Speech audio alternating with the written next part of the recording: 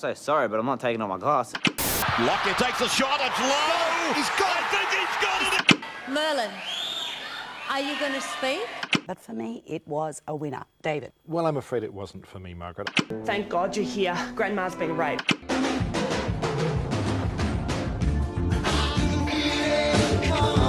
On.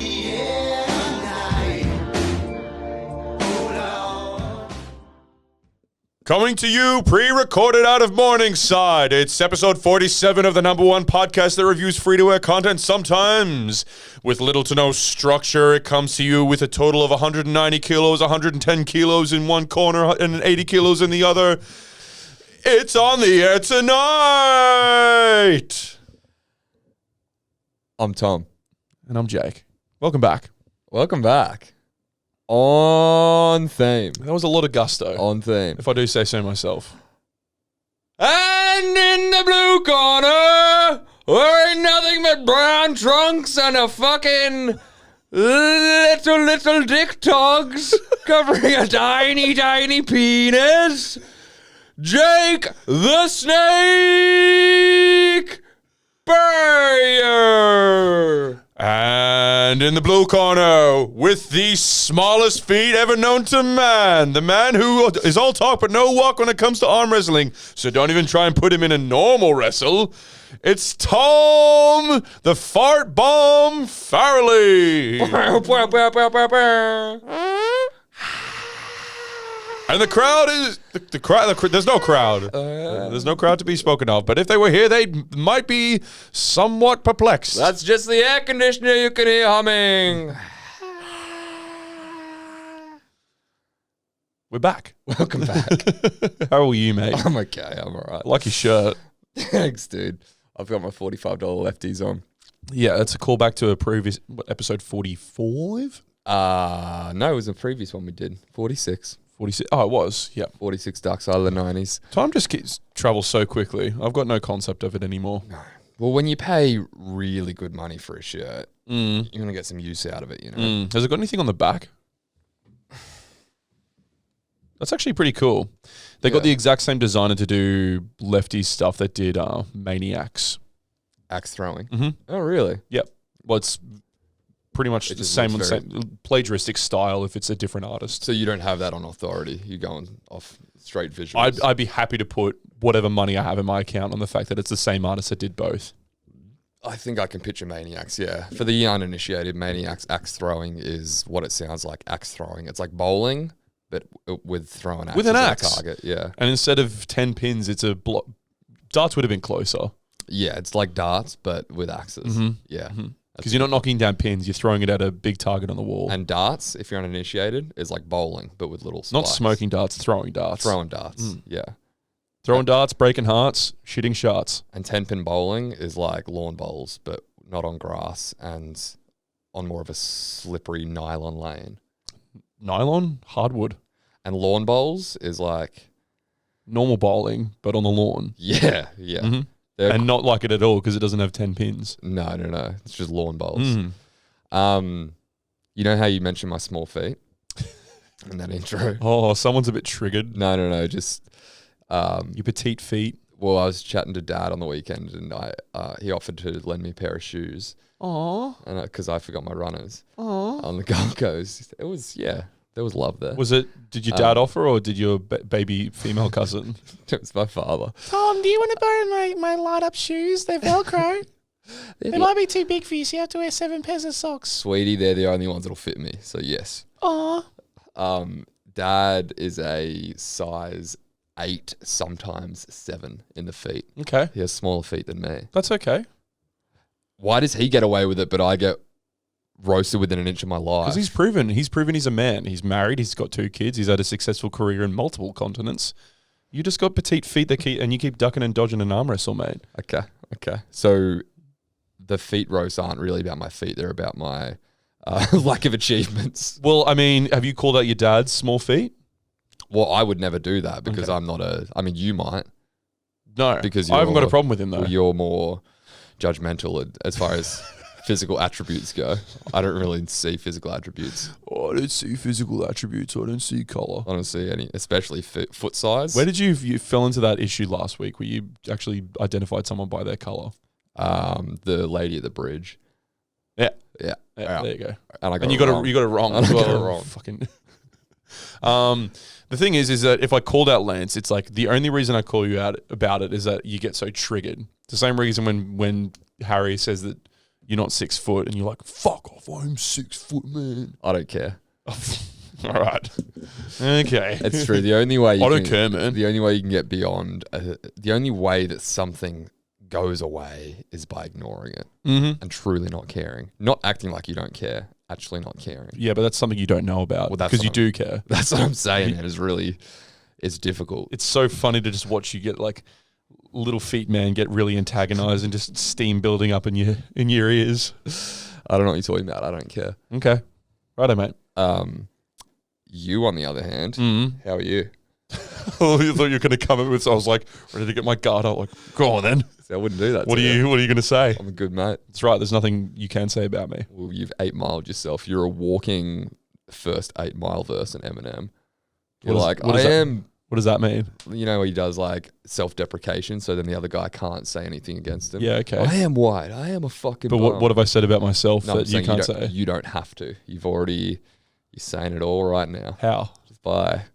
Bye. I don't have to say it. You're already saying it. Okay. All right. Just like upon sight, I hear that verse. It's cute, man. I'm flawless. You can't say anything about me. Yeah. It's totally fine. Not what I meant. That's how you get No, what I meant. No, say it off mic No, what I meant. so I don't get hurt. Go on. What are you whispering under your breath over there? Little fucking weasel. There's one person who's antagonized and one who's not. Yeah. Well, there's an antagonist. Sorry. There's an And antagonist. I'm the protagonist. There's That's an right. antagonist I'm and the a hero on the protagonist. podcast. You know the fighter and the kid? We're going to be the protagonist and the antagonist. Yeah, but it's just the bloke and the child. It's the, antagonist. You have antagonistic traits. You're antagonizing. I'm just spitting facts. I'm a protag. You're a prolapse, mate. Fucking walking prolapse over there. That's a good insult. I don't know what it means, but it fucking Do you want me to explain to you what a I know what a prolapse is. I'm saying in the insult game, calling someone that. You're a blown out arsehole, mate. That's what you are. What traits does a person have to have for you to call them a walking prolapse? What's worse, being called a prolapse or someone going, you like me having this conversation is going to make me prolapse. Like talking to you right now makes me want to prolapse. I'd say the first is worse. Yeah, being called a prolapse. Because the conversation can end. It's like you might just be off that day or Yeah. you're being annoying. If you're a walking prolapse, it's like you're a vagina that's fallen out of itself. Yeah. And I don't know, I still figure out what physical or like social attributes make you that. You're a blown out asshole is better than going, oh, I really want to blow up my asshole talking to you. Yes. Yeah. Okay. No, that's better. The second one is better. You just change your mind. No. I always said that. Okay. So instead of calling someone a prolapse, saying you want to prolapse yourself having this conversation is better. No. The latter's better than the former. The latter is better than the former. Yes. Yes. Maybe I wasn't forming my sentence properly. Maybe I wasn't understanding it properly. Yeah, that's okay. We're 1.5 golds deep, so Yeah, like it's only downhill from here, mate. If you've ever been called a prolapsed arsehole, We want to hear from you. or a vagina, let us know what you look like. Maybe send a selfie through so that we then know how to accurately hand out that insult. I do speak it. Kind of a bit like, if you got a bit nasally voice, you might be a walking prolapse. Dune isn't that really that good of a movie? Yeah, okay, prolapse. You're reminding me of my fucking great aunt's pussy over there. Real soy boy betas. So mean. Were we having that conversation on mic the other week about how? No, it was your theory at work about how like the revenue or like the sales of soy milk have like just done a complete nosedive since the term soy boy became prevalent. Yeah, and I wasn't sure of it and I haven't done any research, but it just got me. No, I wasn't saying that it had. I was theorizing and hypothesizing. You threw the question to me, and at first Yeah. I was like, "That's ridiculous." Yeah. And then I thought about it for the moment. I was like, "Hang on, I feel like soy boys become." Well, to clarify, the question I asked was: have stocks of soy milk plummeted since soy boy became a thing. If just want to make that clear. Yep. And your initial reaction was, fuck no, that's stupid. But I'm pretty sure it would have had an effect. Yeah. You fucking soy boy. It's like no one wants to be a soy boy. Well, yeah, I thought about it for a moment because I think my initial reaction is just to disagree with anything that comes out of your mouth. Well, if you can't tell, it's definitely getting that way. Yeah. By episode 48, we're a bickering couple calling each other a couple of prolapsed assholes for JJs. Till We death used to be friends. till death do us part. That do us fart. Bring it on. Out my arsehole. But yeah, and then I thought about it for a moment. I thought, well, it's funny that like the term soy boy probably came about in like, or became popular like in the past, 5 years, 6 years? I'd say 4 or 5 years. Yeah. And in that time, the we'll say dairy alternatives, like the diversity has just like come into fruition. I mean, almond milk's always been a thing, but it's always been just water. Yeah. I was about to say wet water, but all water's wet. Liquid water. Nut water. And then like since then you've also got oat milk, which is our personal favorite. Well, oat's the big bopper that's come through. Oat's the goat. I think soy boy. I think soy boy as a term has come through, taken out soy milk, and oats stood up and gone, okay, I can fill that gap. Try and work an insult around oat milk, like oat goat. That's just a compliment. Yeah. You're the oat goat. You're an oat floater. Oat bloke. Like there's no, a simple rhyme is enough to take down an entire fucking industry. I'm not buying stocks in soy milk anytime soon. Yeah. Because soy boy has just fucking ruined everyone. You can't pass this moat created for Castle Oat. No. See, that doesn't work. That doesn't roll off the tongue. No, but what I'm saying is that it's an impenetrable fortress. Yeah. Oh, right. Well, it was you can't pass this moat because of the castle oat. Yeah. Is that what it sounded better when I said it. it did? I'm just trying to wrap my head around what it was. You can't pass this moat into the castle of oat. It's funny how simple, like such simple rhymes. Rhyming is everything. Oh yeah. People like Have you watched A Current Affair? Yeah, I was on the Gold Coast on the weekend, and like alliteration and rhyme can make or break political campaigns, fucking alternative dairy milk, Alliteration and rhyme.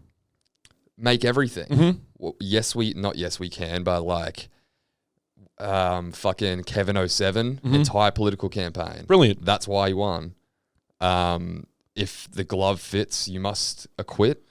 Man got off free. Yeah. Of fucking a rhyme. This kind of goes off that theory. I completely agree with you, but this kind of goes off the theory that Donald Trump's whole thing, calling like Hillary just crooked Hillary.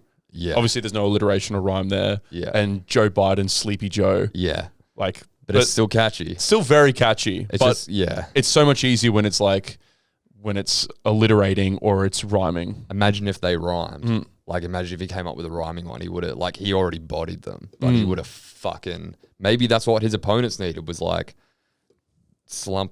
the Trump slump. Yeah. You know, something good to just take him down with. Fiery dump Trump or something. Yeah. And who, to bow it, who's drunk soy milk in the last, I don't know, year? Couple of years? Plenty of people at work. Really? Yeah, I mean, like the oat stock is always Okay. We're pretty spoiled at work. We've got full cream, light, lactose free, oat, almond, soy. I feel like there's more. Yeah, we have if you never look in the fridge for what you want and it's not there. Yes. I spoke to the girl down at Woolies who does our milk run at work, and she was like, "You guys go through some fucking milk." Yeah. She was like, every 2 days, I'm like going up there with a full trolley. I'm like, I'm sorry. This company runs on coffee, Yeah. and there's 100 people here. Yeah. She's like, you guys fiend your milk. But I would argue that no males are drinking soy milk anymore. I would say that the male market of soy milk has completely gone walkabout. Shows how it's gone over to Oatville. Shows how insecure the male population is. Like, oh, I don't want to be called a soy boy. Yeah, that's all it takes, right? Yeah. And like, it's genius. I reckon someone from Oat probably came up with it. Well, someone suggested when we were having this conversation that like 3 of the letters in OTAT make up oat. So surely our first piece of merchandise is OTAT milk. Surely, right? Are we getting, wait, our first piece of merch, or are we actually making and are we actually getting in the oat milk game and making oat milk? Yeah. Should we just bypass the merch and just do that? Yeah, OTAT oat milk. Free to wear, none can compare. Drink OTAT. Look at that. Come on. How is that man not a copyright? Why aren't we selling oat milk already? Put me in a fucking suit in the 1960s on Mattis Avenue. He said you don't drink straight whiskey at 9 a.m. You're just on the golds all day. What are you talking about? Why would I drink whiskey when I could just have milk? Yeah, dude. Don Draper seems like such a weak character. And he's like going to close like that Kodak meeting and then pours himself like a milk and just puts like a fucking pacifier nipple cap on top of his glass. Hey, kitty cat Draper, huh? This little feline sipping on milk, eh? Ah, calf Draper. Wait till you try the milk. He's got like a milk mustache. Hey, toddler. Delicious. It's time for nappy nap time for Dom. I'm sleepy. You know they say you put a bit of... Donna, where's my jammy jams? Have you seen Mr. Snuggles? My wife tells me to put a nip of whiskey in my baby's milk to make him drink it. But really, I put a nip of milk in my baby's milk. Exactly where I was going with it. Hell yes. Till death do us part. We're on the same page now, baby. Oh, Don. Well, yeah, I think it's a range of OTAT milk and fried potatoes. See, I always had this idea of, I didn't have those. I thought of like maybe a smoked pap shirt and it's just a little bottle of paprika or something like that. Yeah. Just something subtle, like a little pap on the front. But now we can go, okay, we can either go food merch or we can go straight food. So we release the OTAT oat milk. We release the smoked paprika, the smoked paprika. Yep. What was the other one that you said? The fried potatoes. And the fried potatoes. So what we're really going to do is release fried potatoes, covered in smoked paprika, all blended up with some OTAT oat milk. I mean... And we're going to sell it as a smoothie. Chunky oat milk paprika smoothie. My initial reaction to that is like, I'm not jumping through like health regulations to bring out food. Sounds like a bit more work. Sounds like something a lazy guy can't do. So I'll stick to just designing some merch. I'll put a badge on a black t-shirt. I think we're rounding the corner to where we potentially might put out some merch. I've been thinking about it. I've been thinking. This is the first time we've actually verbalized a discussion. We've kind of dabbled on the conversation. We've danced around the subject. Yeah, we haven't looked each other in the eyes and said, let's do merch. We've done some coy foreplay. Yeah. And I think I'm ready to insert. I think I'm ready to penetrate. Penetrate the market. I would love to know. Yeah, I would love to know what you guys think. Yeah. Would you buy some OTAT merch? Because if you're ready, we're ready. Well, I mean, we're too late for Christmas. Who's designing it, dude? Well, you can whip something up. Couple of seconds, can't you? If you're ready, we're ready. All right, dude. It's a conversation. How long that shitty logo took me, man? It's a conversation between me and the potaters. You will just jump when we say how high. Give the people what they want. Jake, you're going to withhold the potaters' Christmas gifts, and we need it ready by 25th of December. Okay. Well, most of our audience members don't believe in Christmas or Santa, so... Why? Because they're atheists? I don't know. Because they're adults. Okay. They still do gifts if they don't believe in Santa. I'm not buying gifts. Not 14 anymore. I mean, let's brainstorm some ideas. So I guess the stock standard is like a badge and a back T-shirt. I'm sure people know what I'm talking about. Where you have the logo on the left breast, and then a bigger version of the logo on your back. Exactly. Those are so popular. Nice and easy. It's kind of cool. It's subtle. It's not. You don't need. I like that idea because I don't think you need to reinvent the wheel. No. If the logo's good enough, it'll do its own thing. But I mean, we could do... tell me to stop. Tell me... I've got my hands up and I'm saying, I'll shut up because I'm not the designer. Please. But if we're to do like a version of the logo on the front and then a different version of the logo on the back. I think what could work is, and I love that we're just seriously brainstorming merch ideas, but like a line work. So if we had a black T-shirt, like just the outline of the logo, maybe on the front, The OTAT logo. it's just in white outline or red or whatever, or yellow. Actually, yellow would be nice. Yeah. And then on the back something similar, or we do like the OTAT oat milk as like something on the back, and then have like free to wear, none compare as like the slogan. Well, you have a little milk carton. Smoked paprika, like corduroy hats. Yeah.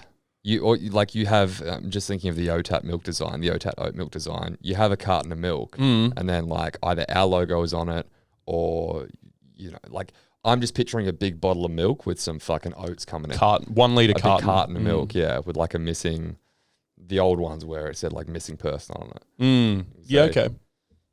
Yeah, doesn't have to be missing person, but you know what I mean? Yeah. I think it's a solid idea. I feel like we should go outside the conventional as well. Like stubby cool is a cool idea. I mean, key rings and stickers are pretty standard. As far as designs go, like regardless of what we put them on, do you think any of our thumbnails would take the cut?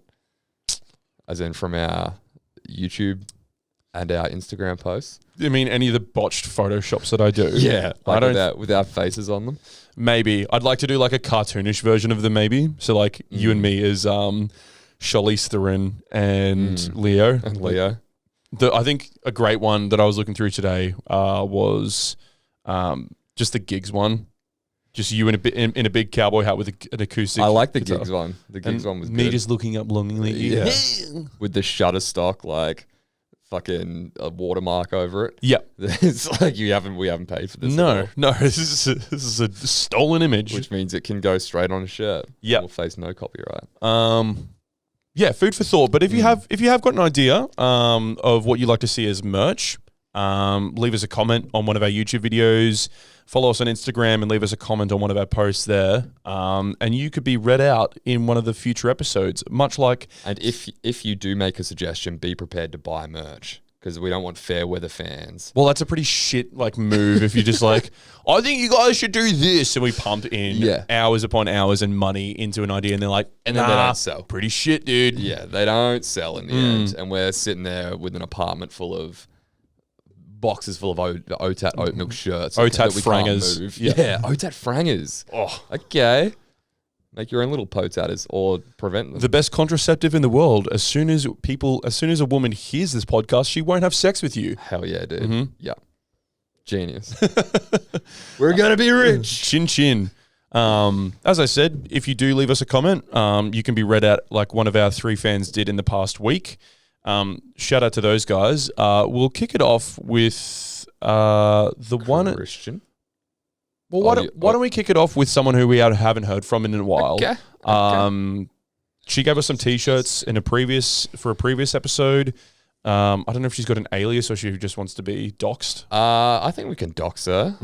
You guys might remember So Serene from giving us mental health shirts. They were nice shirts. They were good shirts. They were strong shirts. We both wore them on the pod once. White with flowers and a telephone on them. The text that they said is escaping me. Is it escaping you as well? I live in the moment, man. I don't look in the past. Okay. But So Serene leaves a comment of, I'm late to the reviewing party. I've been silently listening to the podcast and I must say that I am enjoying it thoroughly. I've gathered information from the past episodes. 1, I'm going to guess that the height of Tom is 6'1" and Jacob is 6'4". Monocle emoji. Oh, Hey, that's pretty good. That's a subtle one. Yes. Merch idea. Oh, the monocle moj. The monocle emoji, just Jack Apples. The harmonical moj. Number 2, Demon Days by the Gorillas was the first CD I ever bought. Nice. Okay. I don't remember talking about that, but I'm sure we did at some point. The first CD that we owned. Yeah, possibly at some point. Yeah. Number 3, Domino's garlic bread is vegan. Just an FYI for Tom. Also don't remember talking about that. Nope. It was probably that episode where I glued pizza to my bed. Yeah. With hollandaise sauce. Yeah. One of the episodes where we got so drunk we didn't remember it clearly. Discussed our debauchery. Yeah. When I see the blue dot indicating that OTAT has a new pod out, it's the bee's knees. Thank you for being unapologetically yourselves. It's completely refreshing and super entertaining. Looking forward to listening to so many more episodes. 5 of Jacob sneezes out of 5. Hell yeah. Big sneeze. Big sneeze. Big sneeze coming. Quite an eclectic collection of references. Deep cuts, right? Like, I feel like she's gone back maybe 10, 11 episodes to dig out like vegan garlic bread, Demon Days first CD, because they're not fresh in my mind. No. So proof that she's a true potater. She has listened to, I have it on good authority, she's listened to every single episode as well. Yeah. She's gone back through the ranks. This is the person who once coined us mid-tier Hamish and Andy. Yes. The greatest compliment I've ever had in my life. Yeah. I've never felt better. I've never felt taller. Much taller than 6'1". 6'1", that is absolute fake news. But with compliments like that, I'm 6'8". So thank you, So Serene. Yes. Are you still considered a day one if you come into the podcast, say at episode 25, but then listen to every single episode back to the start? I think that defeats the purpose of day one. Okay, so to be a day one, you have to have listened from 1 all the way through. Well, I mean, it's a tough one. And we'll take what we can get. Yeah. So Serene, we see you and we love it. I think, and we appreciate you. I put it this way, like, someone who may have come in episode 10 or 15 or whatever and has listened to it all may not have had the title of a day one, but that's not to say that I value someone who's been with us from the first episode to someone who picked us up last week. A fan is a fan. A fan is a fan, and if you've actually liked the show enough to go back through previous episodes, if you've see us as having some sort of replayability, hats off to you. Honestly, off to you. I value you. Yeah, I just don't know how to categorize you, but that doesn't mean I don't love you. I don't know how many day ones we have. If we're sticking to day one as a strict day one, there from day one, I reckon it's Dad. Sure. I'm sure there's some others out there. You and me. To our day ones. We're a couple of day ones. Me and you. Yeah, I wouldn't put too much stock in people called day oneers. You think we put too much pressure on our fans to be day oneers? I love you if you've only just come into my life as much as my mum. Yeah. Okay? Yeah, put it that way. Okay, so you love me as much as your mum. Okay. bad hypothetical. Back up, Chachi. Bad example, yeah. Take your 6'1" self and just park it up a few steps. My tiny 2 size 9 little steps. Well, that's pretty generous, size 9. It's not. But okay. What's the next review, Jake? Okay, so thank you, Serene, for chiming in. Since Tom wants to move the episode along and not ramble on about nonsensical things. No, I'd love to, just not me tootsies. I'll move on to the next review, which is from American correspondent Christian Reese.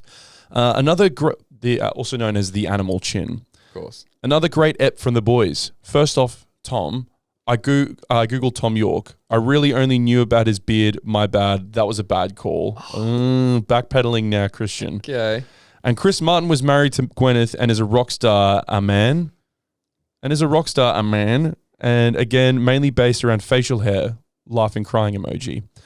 I loved hearing about Jerry Springer in the Viper Room. Made me reminisce about Slap Bracelets, Saved by the Bell, Blind Lemon, JNCO, or Jinko Jeans, and Tim Burton movies. Okay. The 90s were like a super weird fever dream that I am happy to have grown up during. Keep up the good work. 10 out of 10 white man dreadlocks and bad Joni Mitchell covers. Would recommend. Hell yeah, dude. Thank you, Christian. Yeah, the 90s were a weird time, but a pure time to grow up in. Street Sharks. Street Sharks. That's the one thing that for some reason, that's the one thing I think of in the 90s. The Teenage Mutant Ninja Turtles movie, Street Sharks. Can you refresh my memory? Street Sharks. You don't remember? No. Was that a cartoon? Street Sharks was a cartoon where it was like dudes on rollerblades or skateboards, like huge muscular sharks with anthropomorphic arms and legs. Yeah, no. It's there. It's there. It's just faint. Yeah. So whilst you get up the next review, I'll show you an image of Street Sharks. I'd love that. It seems to me that the Animal Chin Christian Reese may have. Here we go. Yeah, dude. Street Sharks. Yeah. No, I remember Come on. this. Captain Planet. Yeah. Hell yeah. Spy Kids. Spy Kids. Yeah.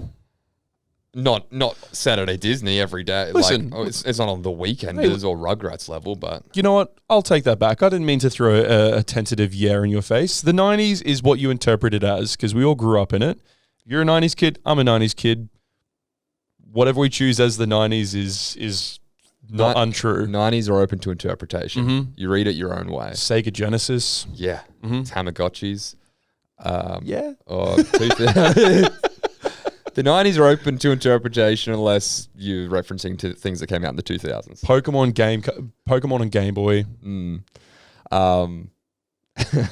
trying Did you grow up in the 90s or are you fucking imposter? Let's go for 90s for 90s, baby. Oh, Cheese TV. McDonald's birthday parties. Grimace. Rollerblades. Discmans. Discmans? Yeah, okay. These are creeping into early 2000s. This is what I was going to say. It seems to me that the animal chin is maybe a couple of years older than the potaters. I think he grew up in the 90s, whereas we were born in the 90s. Yeah, I think he may be a late 80s baby or a really early 90s baby. I'd say late 80s. He sounds like I'm going to go out there and say Christian Reese was born in 1988. Ooh, I'll guess 1989. Okay. Okay? Mm-hmm. And you're going to let us know next week. Sure. Yep. Because we were born I was born 94. Same. So are you. You're the dog. You're the dog. Auga.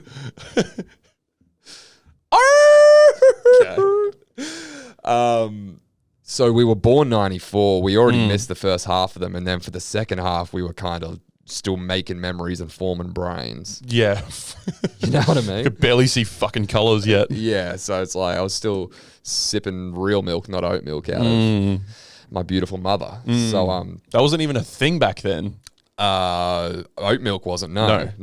Breast milk was. Mother's milk was. Yes. Mother's milk's always been a thing. Yeah. That wasn't specific to the 90s. To lucky kids anyway. Yeah. It's the privileged ones. So it's just clear. It just makes sense. Thank you, Animal Chin, for another review. We have one more review left from the one and only part Australian, part Chinese. Let's go. Usually gets third spot. I kind of consider it, first on the mantle. I mean, like in a boxing event or at like a concert. He's a headliner. He's the headliner. Is anyone out there going to knock him off? Anyone going to knock him off his perch? How can you compete with a day oneer? Yeah, it's a day oneer. Part Australian, part Chinese says 5 stars for the boys. Again. Dark Side of the 1990s, an excellent choice. River Phoenix would be 51 today. That's sad. Yeah. Imagine the movies he would have done. The flaws make these artists so much more interesting. I find Will Smith nauseating. Too perfect. Extremely high-functioning humans in any field are weird. David Byrne, Albert Einstein, David Bowie. Oh, that is a powerful trio. That's a good headline set. Byrne, Einstein, and Bowie. Side note, Bomdas and Bodmas are the same thing. This is my go-to podcast every week. It's come from a mathematician as well. Yeah, okay. I called him out for him on Sunday, and I realised he was a maths teacher in high school, so... You're wrong, Pap. Maybe you don't die on that hill, Jacob. This is my go-to podcast every week. Go Brandon Smith. Tom will explain. Champ Cheese. Champ Cheese. Hectic Cheese. Thank you for the comment, first and foremost, Pap. Another week. David Byrne, Albert Einstein, David Bowie. Is he saying that they are extremely high-functioning humans in any field? I'm guessing so. Yeah, okay. Yeah, you're high functioning in that field, and you're a strange character. He just confused me because he went from like Will Smith is nauseating. I thought he's comparing a Byrne, an Einstein, a Bowie to a Smith. No, I don't think you can say that. I think he's saying they're the opposite. Yeah. One's got like that classic Hollywood feel to them, and the others are just the like pioneers in their own field. Because they're both extremely high functioning. The Will Smith is extremely high functioning. The Rock is extremely high functioning, but I would consider them in the same class. And then your Burns and your Bowies, while high functioning, have like insane drug addictions as well. Yeah, I think there's a difference between superstar power and brilliance, though. Like creativity, creative brilliance. Yes. The artist versus celebrity. You might have noticed he mentioned a Brandon Smith at the end there. Yes. Give us the backstory, please, Thomas. Have you been following it at all? No. Not really. Oh, is it something to do? No, I saw some Batuta Advocate articles, but I'm not even going to try to piece together a thought. That is about this. So Cheese came out and did a podcast with a guy called Ice. That's the name of his podcast. He's an ex-player. And he basically went on, Brandon Smith is for the uninitiated, he's a hooker for the Melbourne Storm. Contracted. Professional player, not a prostitute. Yes. Yeah. A hooker. Yes. Not a hooker. Yes. Yeah. You with me? I'm picking up what you're putting down so far. Just wanted to clarify for our listeners who might not be into the substandard form sport in our nation. Gonna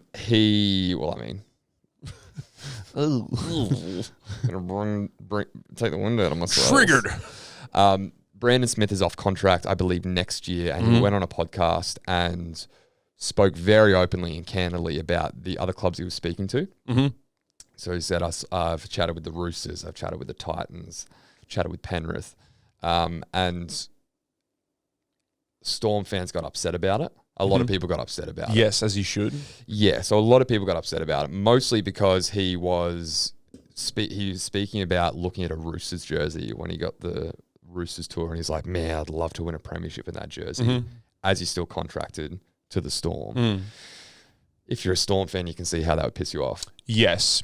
But a lot of the old Fox News journos and I suppose the old media guys, Andrew Vosses and Jim Hoopers and all these guys, called it disgraceful, but not for those reasons, for the fact that he swore like a fuck ton in the thing. And he was like, Brandon Smith said the F word 61 times and dropped the C-bomb 3 times. Okay. How is this a good representation for our children? And we and Dad were just talking about it. Like, I can see why people are upset about it, but if those interviews don't exist, like the positive of that interview existing is unprecedented insight into player negotiations and trading, and seeing a footy player talk like a real person, not like a media trained monkey. 100% in a post match press conference. You're getting upset about the wrong thing if you're concerned about his potty mouth rather than what he's actually saying. Exactly.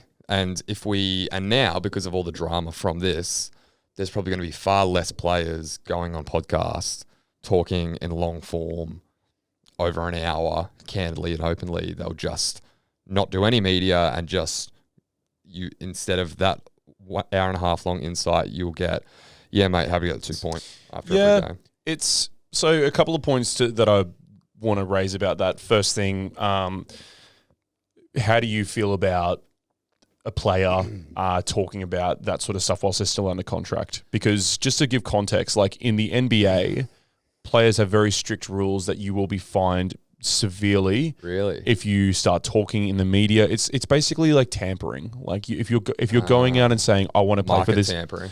You're going out and saying, I want to play for this team, because your stock diminishes, and it also takes all the power out of your current team and their ability to trade you, because now it's like, well, fuck, now they know that you want to go there and they want you, so they can offer us whatever they want. And like if we trade you somewhere else, you're just not going to re-sign with that team and just as a free agent move to the team that you wanted to go to. And you can also make other rival clubs who offer you more as well if you express interest in going to that club. You know what I mean? Like if I'm saying, I want to go to the Warriors, and then or if I'm saying I want to go to the Roosters and also the Titans want me, then that can be me as a player getting more money out of the Titans. So if you say you want to go to the Warriors, but you say you so are you saying that if you verbally say, like in public, I want to play for the Warriors, but in reality you want to play for the Titans, you're making the Titans offer you more money? Correct. Possibly, but what usually happens is, like, think of it if you're going for a job interview, and you, like, the difference between you saying to them, look, I've got 3 different job offers, I don't really know what I'm going to do, these are what they're offering me, what's the best offer you can give me, or you going to that place and going, I really want to, work with you guys. Yeah, it can go both ways. Yeah, like, it can leave a bad taste in that employer's mouth. Because the mentality is, if you're getting traded and you've got 2 years left on your contract, and you've made it clear that I want to go to Club A, and you've made it clear that you want to go to Club A with 2 years left in your contract, and your parent club trades you to Club B, there's the chance that you're not going to re-sign with them. Yeah. So like there's no incentive for Club B to offer you a contract now because they're like, well, fuck you, you're just going to walk. Like we're going to throw out all these assets just for 2 years. Like no. Yeah. So no, I don't think it's a good look. It's not a good look. It's not a good look from that perspective, and I would dare say that the league is going to put something in place to deter players from doing it again. Yeah, and I think there should be. I don't think they should be negotiating while they're still playing for a club, because like Xavier Coates, a Broncos winger, signed with the Storm openly and publicly halfway through the season, and then still had 12 games left of footy to play for the Broncos. And everyone's like, well, your heart's not at this club. You clearly don't want to play for us. Correct. You're fucking off next year. So, like, I agree that part of it, what he should have done is probably waited until all the deals were done, signed with whoever he was going to sign with, and then you can speak openly and candidly. Yeah, don't count your chickens before they hatch. Yeah. You can easily say, look, there's a lot of offers out there for me. And I suppose that's where the media training and, like, truth by omission comes into play. As far as your point where you said that this could deter players from voicing their concerns now, could definitely go that way. I also see it potentially as Brandon Smith being the martyr. So he will basically jump on the landmine so that like other players can go, look, it wasn't that bad. Like, yeah, I got vindicated by Phil Gould on fucking NRL talk or whatever, but I don't care. Like, I can still be my genuine self. And because I look at like what the public response is, because I'm sure that a lot of people have come out, apart from the Storm fans, and gone, yeah, fuck yeah, Brandon's a genuine dude. Yeah, a lot of people have thrown their support behind him. Like, it's a lot of the obviously younger crowd who are savvy with podcasts and are moving away from that traditional media are like, this is great. Look at the insight we got. He's just being honest. He's being open. While as like probably the older, wilier crowd are like, oh, he shouldn't have done it. They're upset with him. But then it's like all of the journos, all the Murdoch journos who work on Fox are throwing shit at him. But like, if they got the story, they'd be licking their lips. Yeah, 100%. Like, they fucking love it. It's just them. Again, it's you're like losing old media power. versus new media. Yeah, you're losing power, and you're throwing your body weight around to try and see if there's anything you can do to diminish your stock, so you retain whatever power you still have. Yeah, because those guys like treat players like shit. They'll write stories about players all year long about how they were out on the piss, or they fucking, they're all the ones breaking the stories about Brandon Cheese and Cameron Munster getting on the bag. Yeah. Like, they're all ruining their lives through shit like that. And then they're like, oh, they won't give us the stories anymore. It's like, if you're a player, you're going to sit down with a guy who's just tried to ruin your life and your reputation, or another footy player who's your age, who retired like a year ago. Who cares about you and is your mate and will have a beer with you and be laid back. That's actually, it's so interesting because, like, as far as journalism, sports journalism goes, a lot of it these days has become about, obviously at the end of the day, you want as many people to read your articles or listen to as much as possible. That's how you grow your renown and gain more money in the long term. But it's very short-term thinking, right? It's very short-term thinking by let's make as many clickbait articles as possible. Let's burn as many because what gets clicks is fucking this player's in this scandal, this player's in this scandal. Correct. Katoni Staggs sucks on toes in sex video. Leaks the sex tape themselves. Yeah. Like Tim Payne, like leaks the fucking sex. Like, no young podcaster, no like Den Kemp bloke in a bar, or like Ice Podcast or Hello Sport are doing that shit to players. So all the players are now flocking to young podcasts to actually have conversations, get way better insights than you ever would on fucking a Channel 9 post-match press conference. And all the Fox News are getting upset because they're, losing views. Well, it sounds so much more real because there's much lower stakes in a podcast, whereas on television or on the Courier Mail, it's all, we're being sponsored by, whatever the case may be, so you can't speak about this, this, and this. there's a political race going on, so Yeah. you can't speak out about this. We're going to cut to a commercial break soon, so you've only got 2 minutes to speak. It's a performance. It's orchestrated. Yeah. Correct. Whereas a podcast is two guys doing this. Yep. Like, And- where are you more at ease? Correct. You're getting way better insight, which at the end of the day, as a fan, that's all you want. Yeah. And all the people who get upset about it talk like Brandon does in when they're not on camera. Like, are we all pretending that we don't swear? Everyone fucking swears, especially footy players. Yeah. I get that you can't jump on Channel 9 at 8 p.m. at night next to a fucking ad for, Allied Health Insurance And or just scream the whatever. word, "God!" Yeah, like, I get that that's never going to happen. Have you had your NFL Health Plus today, dickhead? Fuck yeah, can I have? It's like, okay, I'm not railing for that, but why are we pretending like, especially football players, That's don't the talk biggest like thing. this? Yeah, these guys aren't saints. Like they've grown up in a violent sport their whole life. They're And- young kids who run into other men for a living. Yep. Usually coming from working class families. Yeah. Do not expect eloquent and G-rated vernacular from them. Yeah. But then I suppose to play devil's advocate to my own argument, just from talking to Dad about it on the weekend, if I'm Craig Bellamy as Brandon Smith's employer, Oh yeah. he's representing me. Yes. And he's representing the Storm. If my boss saw me go out on the internet and say fucking cunt 40 times a week, It's not good publicity. it's not good publicity. No. And I'll send you the link to this podcast, James, if you want to see it and get me fired. The irony being that we literally do it every week. But it's not good publicity. If you're high profile, if we were high profile people and my clients even saw this at work, or your clients saw this, like, it might sour relationships a little bit. Yeah, sure, absolutely. And I suppose that's like where the corporate ties come into play, where if you're at the tipping point where you're an up and coming player, like if you're a rookie, you're probably not going to jump onto a podcast and swear like a sailor like Brandon Smith did and go, oh, I'm going to go to these different clubs, because it's like you haven't done anything to build your stock and your notoriety that people can base your credibility on your playing ability or like your commitment. Whereas if you're hitting a point where you're a superstar, like if you've made runs on the board, if you're making rep footy, like if you're considered somewhat like one of the higher touted players in the game where people want you on their team, that's when you have what's called star power. You can flop your hog around a little bit more. A little bit, yeah. Yeah, and go, yeah. But again, we're such a humble society who don't like any braggadociousness. Braggadocio? We'll go with it. Braggadociousness sounds pretty right. Sounds like a true linguist.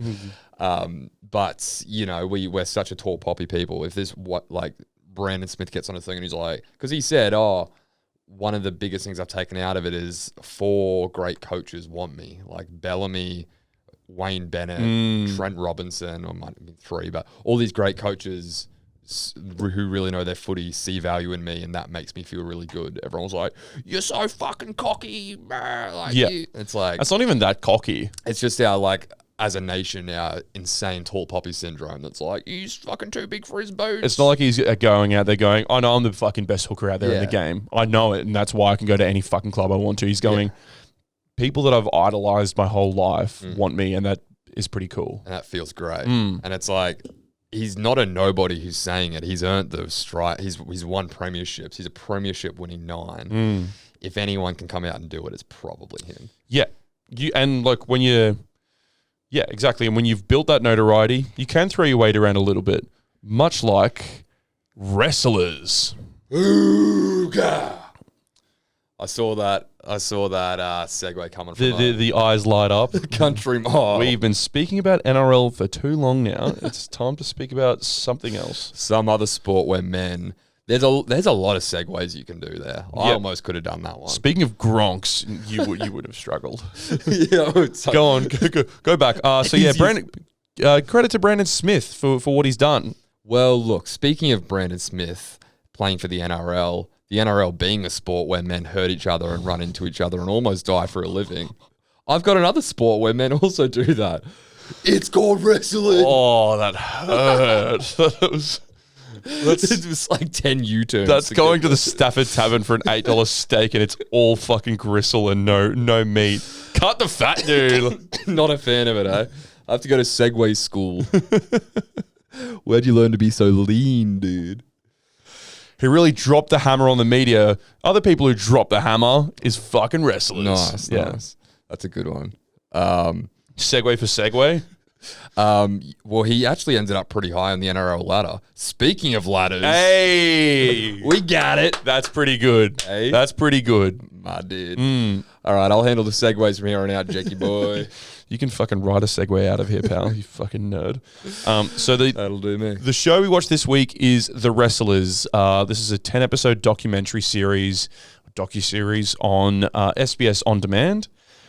So from the bright lights of Florida to the spotless streets of Japan and the chaos of the Congo, Damien Abraham dives headlong into the fascinating ways cultures around the world have embraced one of America's greatest exports, professional wrestling. Now, for those who don't know what professional wrestling is, Tom, enlighten the group. You ever seen WWE?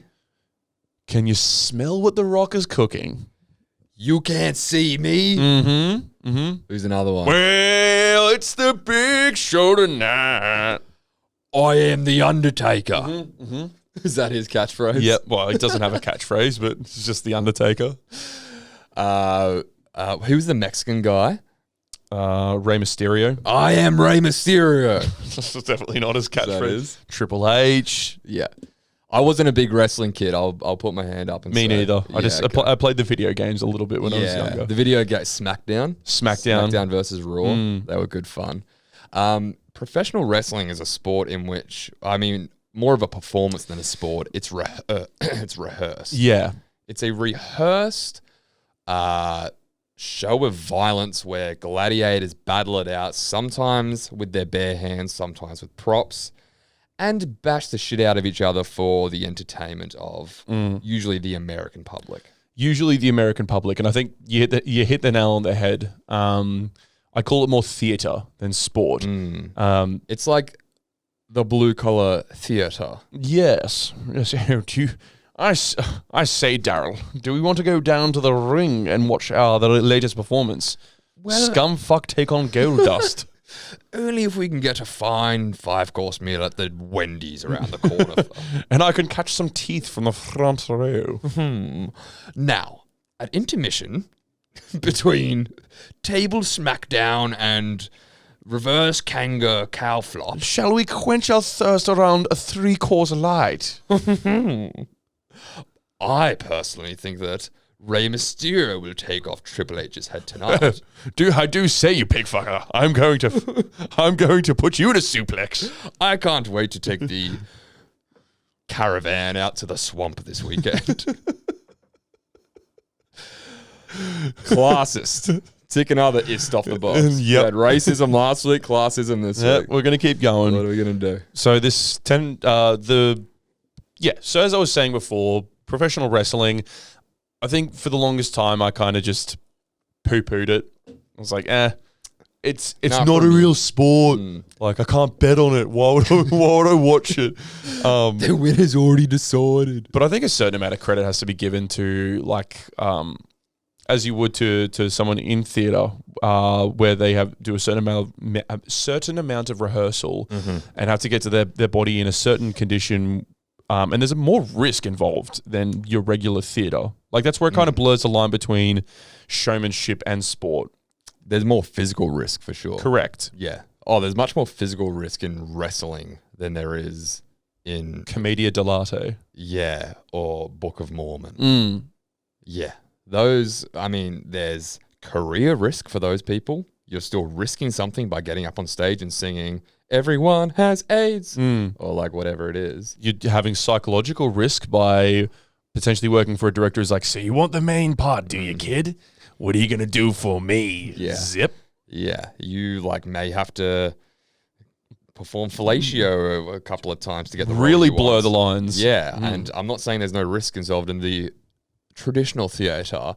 You just don't have to get body slammed on a bed full of thumbtacks. No, exactly right. So professional wrestling is one thing. We watched episode 10 of this series, which is, I guess, the finale, called Deathmatch. You might ask me, what is deathmatch? Well, I'm going to tell you. What is deathmatch? Don't ask me a question I'm about to answer, right? I'm just curious as to what sick of it. deathmatch is. I'm sick of it. Do this all the time. On the fringe of wrestling is deathmatch, where wrestlers battled with barbed wire, razor blades, and broken glass, challenge the idea that wrestling is fake. Yes. And they did. They definitely did. I would say this successfully did that. If that's what they set out to do, mission successful. Yeah. Because there's no faking throwing someone down on a bed of nails. No. And this was the, because we've all seen a little bit of wrestling in our time, and I always had the same reaction where I was like, this just kind of sucks because it looks so fake. Yep. Like, we're talking like rock wrestling. Yeah. Like the big lights. This is all very underground. This is in like the underculture, the underbelly of Japan. It's grimy. They call it professional wrestling, but it looks anything but. There's no cameras there. It's not being televised. It's like sumo wrestling. There's no health board sign off. No, I don't see any medics hanging around.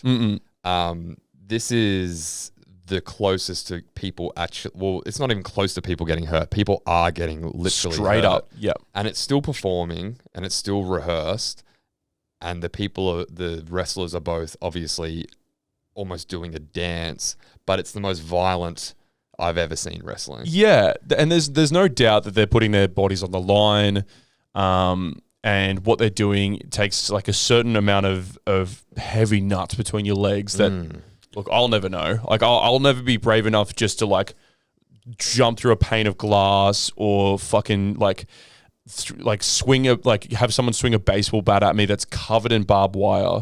I think I said to Tom, and I was like, these guys are either all dying or they're going to need a tetanus shot every day for the rest of their life. Yeah. Well, the shit they were doing is fucking insane. Like there's a lot of plate glass windows in deathmatch. Is that what it was called? Yeah, deathmatch wrestling. Yes. Yeah, deathmatch wrestling is a lot of plate glass panels. And those like fluorescent tubes that fluorescent light bulbs. Fluorescent light bulbs are big long white light bulbs from 40-Year-Old Virgin in the if you've seen that. It's niche reference, but when the boys are out the back of the electric store and smashing fluorescent light bulbs on each other, same thing, but doing that on each other's heads, not Seth Rogen's slacks. Yep. And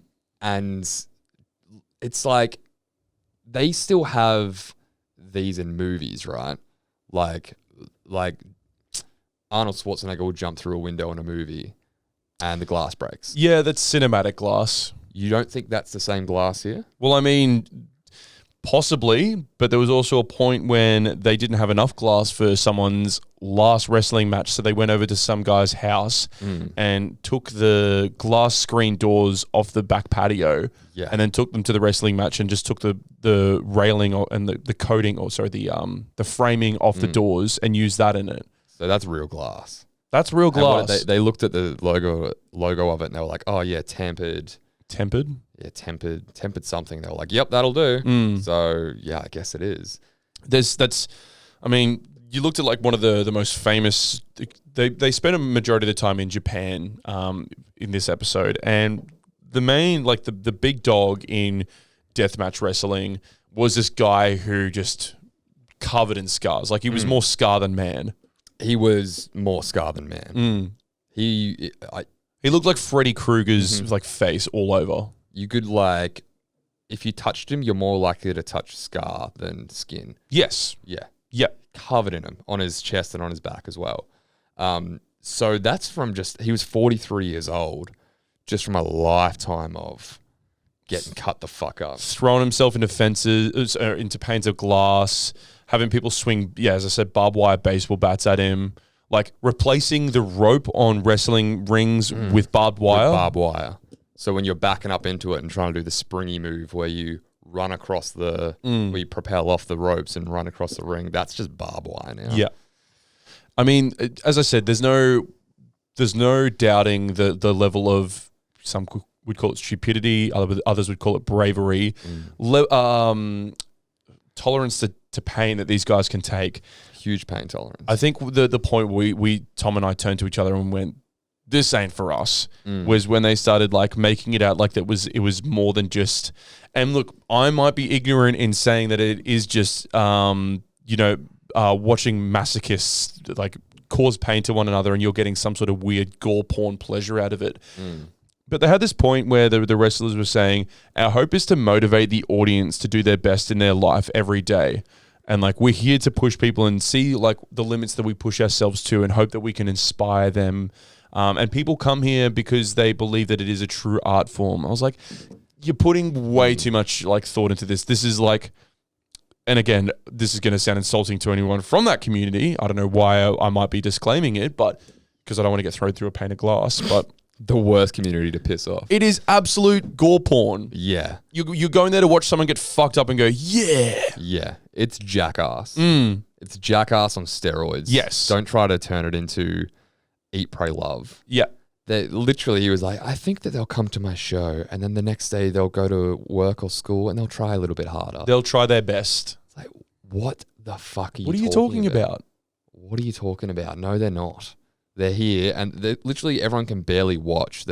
Well, a lot of people are watching through finger slits over their eyes, and a lot of people are just like, come the fuck on. Yeah. I think it was the difference in audience because there was some in America and some in Japan, right? And the Americans were like, they just got a chant going that was, holy shit, holy shit, over and over again. And all the Japanese were like, oh, yeah. They're so polite. Just grimacing and screaming. Just like extreme empathy for the wrestlers on stage. Yeah. Yeah. I don't try to turn it into a fucking Nicholas Sparks novel. No. You know? It's wrestling and people are there to see you bleed. Yeah. And they literally bleed. You see the glass stuck in these guys' arms, in their heads. In their backs. There's one wrestler who they interviewed, this American guy who started at 18 and he was going to retire at 31 because he said it's just fucked his back up completely. So I wondered what other body parts had fucked up if he was only willing to talk about his back. But he says like, after one of my first matches, I went over to my girlfriend's place and she said she could smell the iron of the blood before I walked through the door. Yeah. Like you could smell the metal in my blood before I even opened the door. So it's like it's clearly such a amateur setup that there's no medics there to clean you up afterwards. No. There's no one there to be like, bruh, you good? Yeah. You're your own guy. There's no insurance and you just go home a bloody mess to your missus and it's up to her to hopefully know how to patch you up. It's like, fuck being married to that, let alone doing it. Yes.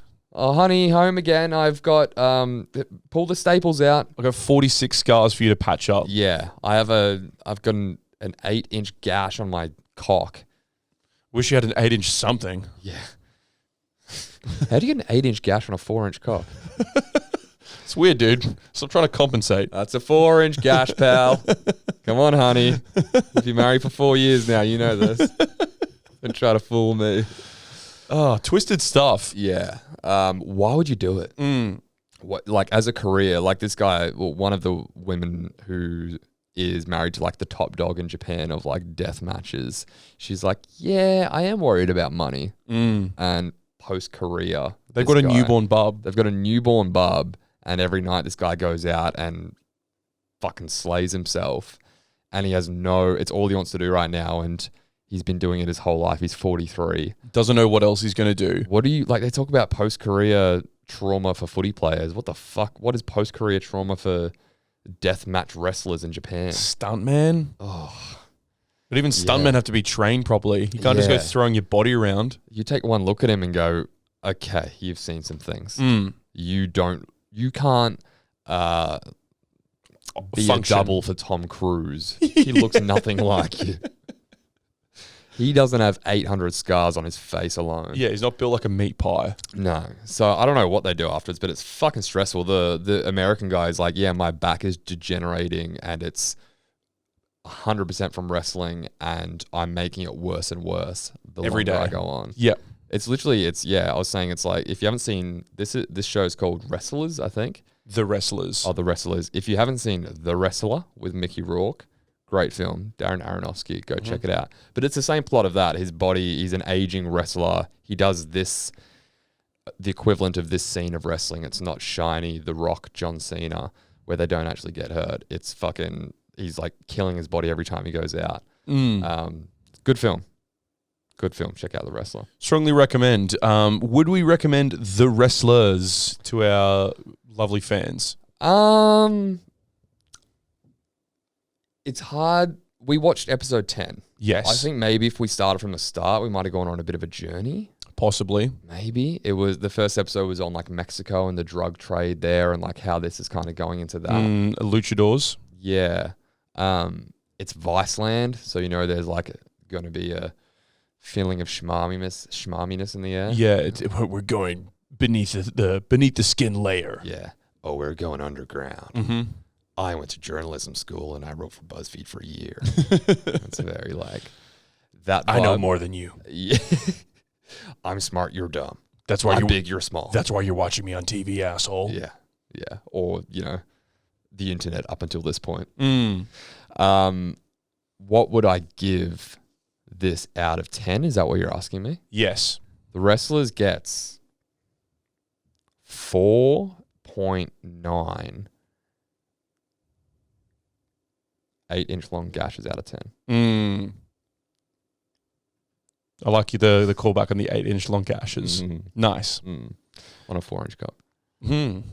Lovely. Hey man, unrelated, but what would you give this?